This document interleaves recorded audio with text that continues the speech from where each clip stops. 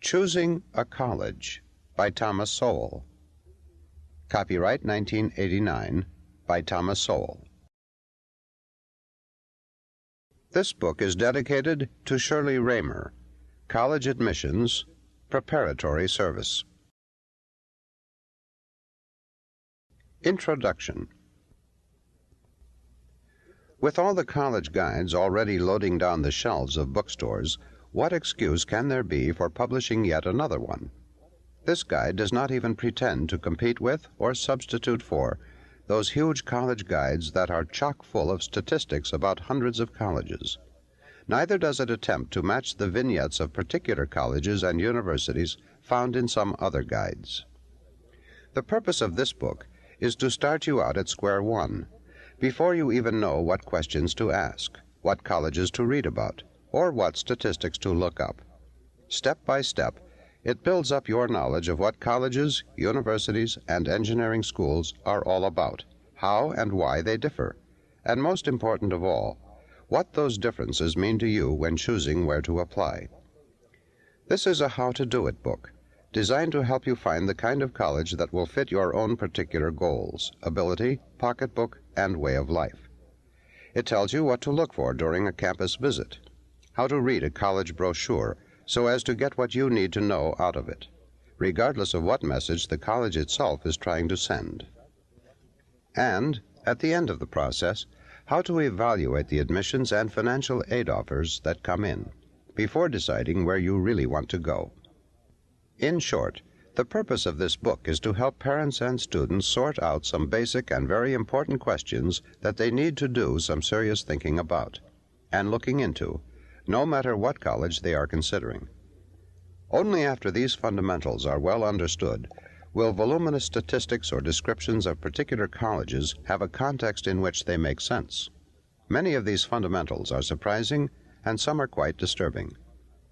Although this book deals in general principles, it also names names and pulls no punches in revealing what some colleges are doing, something that might be very difficult for a guide that has to go back to those same colleges next year to update their statistics.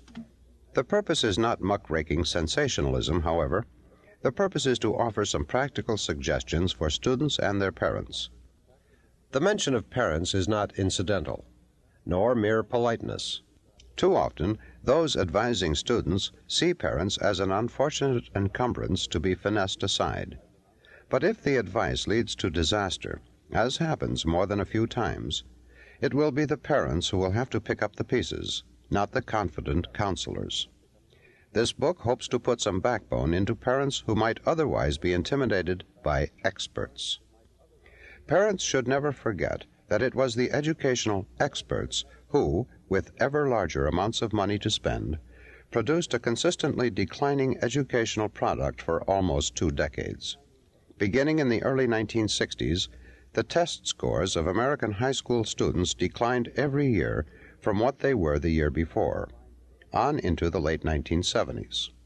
To make matters worse, grades were going up while results were going down.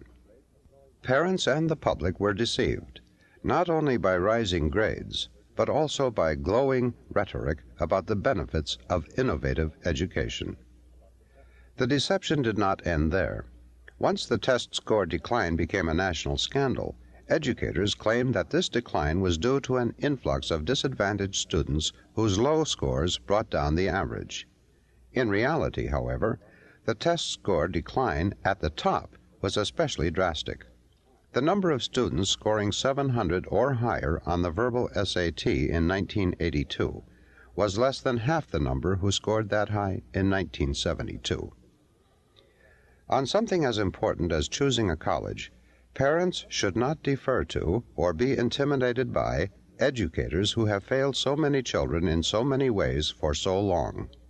Many educators are good at smooth and lofty talk, delivered with airs of certainty and an implication that you must be very backward if you disagree or even question.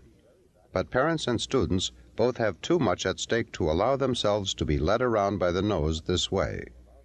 They need to get their own facts, but before that, they need to think through what facts they will need and why. That is the purpose of this book.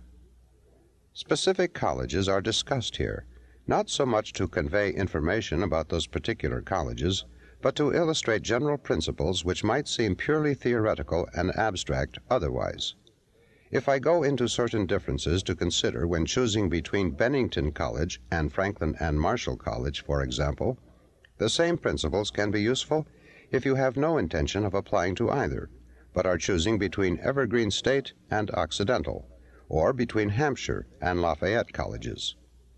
If the illustrations happen to include colleges, universities, or engineering schools that you are in fact considering, so much the better. These illustrations may also suggest some institutions you are not familiar with, but which you may find worth exploring further.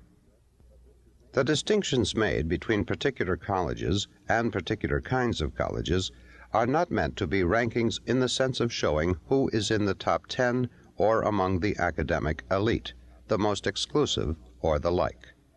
What you are really looking for is a college that will be best for one individual. If this book helps you to sort out the kinds of things to take into account to find that college for yourself, it will have served its purpose.